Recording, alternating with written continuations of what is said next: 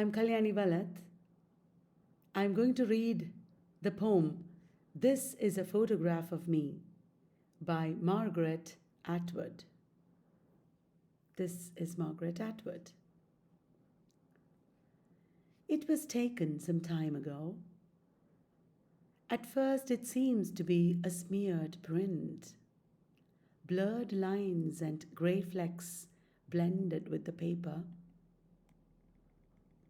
Then as you scan it, you see in the left-hand corner a thing that is like a branch, part of a tree, balsam or spruce, emerging, and to the right, halfway up what ought to be a gentle slope, a small frame house. In the background, there is a lake, and beyond that, some low hills. The photograph was taken the day after I drowned. I am in the lake, in the center of the picture, just under the surface. It's difficult to say where precisely, hard to say how large or small I am. The effect of water on light is a distortion.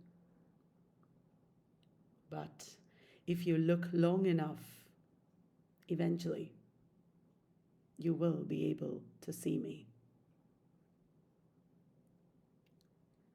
Wow, what a shocking poem. The speaker says, this is a photograph of me. And she describes the scenery, beautiful scenery.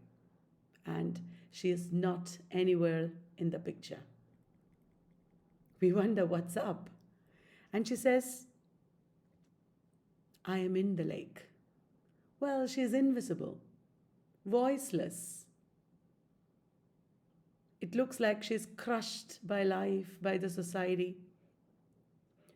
But there's a quiet assertion, a quiet power at the end of the poem. But if you look long enough, eventually, you will be able to see me.